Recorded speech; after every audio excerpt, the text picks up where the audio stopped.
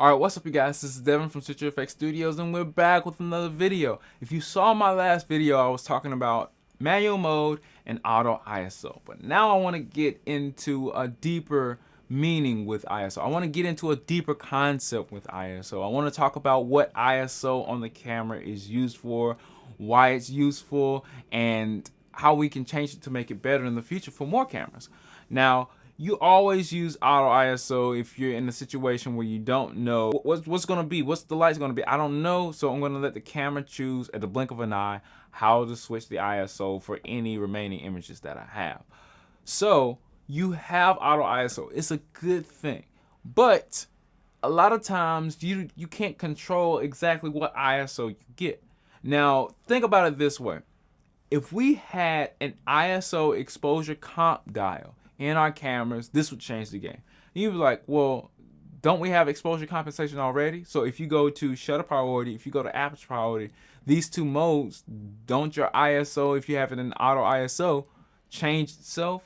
Doesn't it compensate for whatever exposure comp that you want, whether it be 1+ or 1- or 2-, whatever exposure compensation that you want? Yes, that's true. The ISO will exposure compensate if you have it in an exposure compensation mode, but a lot of times I use manual mode with auto ISO.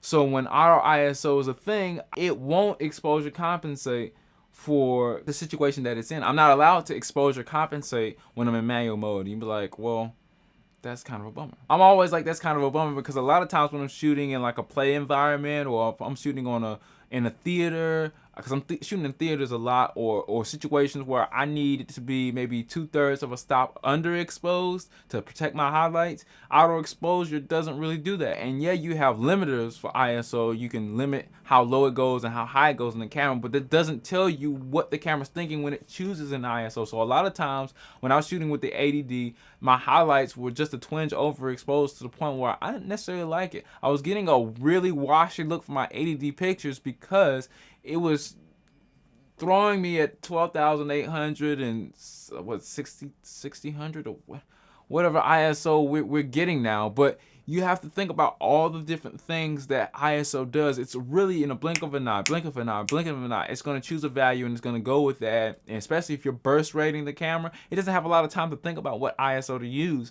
So a lot of times you have to assume that the camera is going to stay at the ISO that it is if it already chose an ISO value close to whatever exposure to get it in the center.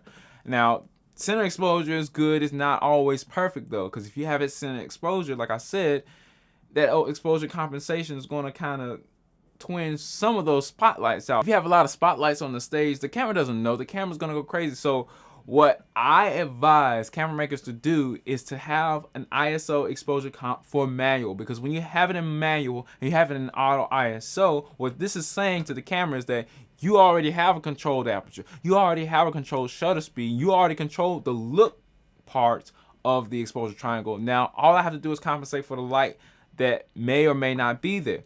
So when you compensate for that light, camera, I want you to expose it down 1/3 of a stop, or 2/3 of a stop, or one whole stop, because I want you to protect my highlights, because all professional camera owners know we need to ETTR, or expose to the right. Make sure we protect our highlights and make sure all of these different things are for the benefit of our raw files. Usually we're shooting raw files, but even for JPEGs, and we might want to get a little bit of juice out of our JPEGs, even though we won't be able to get a lot, we're able to protect those highlights even from auto ISO. So we need an auto ISO compensation mode for manual mode. And I don't know if the newer cameras have this. I don't think they do.